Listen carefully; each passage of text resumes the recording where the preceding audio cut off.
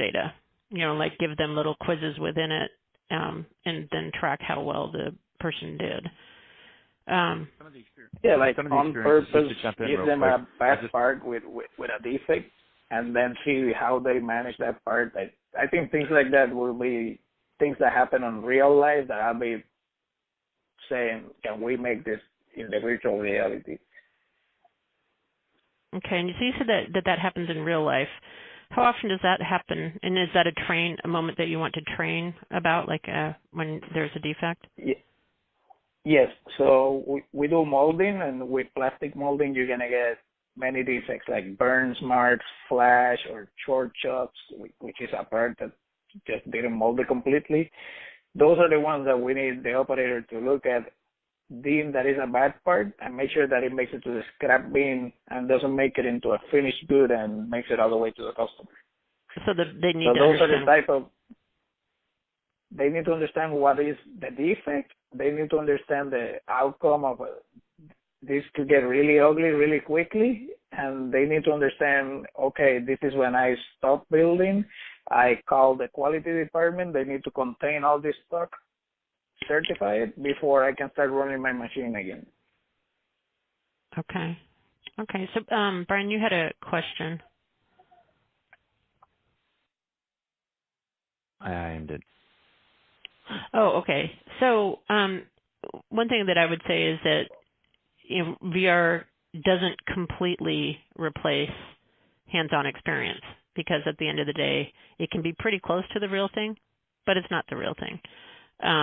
So it might be what it does is it frees up your operator, so your mentor or your experienced operator, but then that experienced operator, once the person has passed whatever tests you give them in virtual reality, then they go to the mentor operator, who does a short time just to make sure that, they can use the real equipment.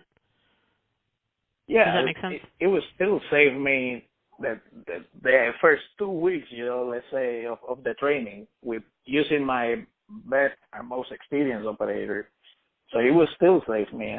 I think it may, like you said, it doesn't replace it completely, but it will still save me a lot of time from the mentors.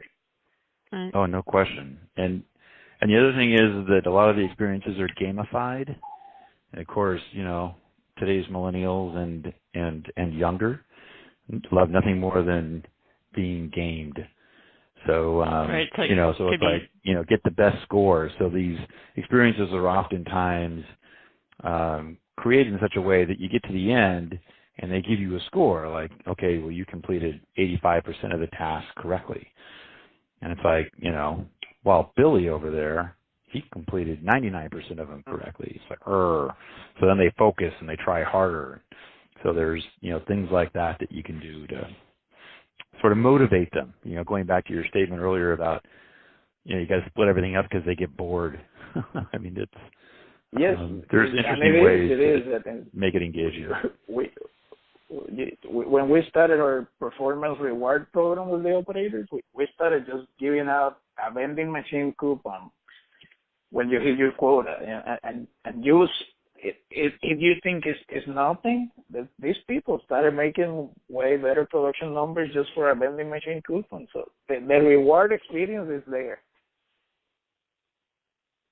Bragging rights too. I think it's that plus the bragging rights. I got it. You didn't. Yeah, definitely. It's a competition.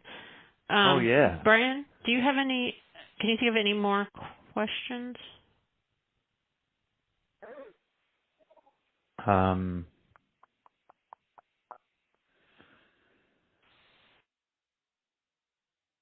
That's a good question. So you mentioned that floor space is a problem. I mean, how much office space, do you typically have in your factories? I mean, it's not that there would need to be a lot, but I'm assuming that's, separate space that could be set up. Office space is not the problem. I started as a operator myself and then worked myself up to school and all that. But we call them on the office. We call them the carpet people, and we have plenty of space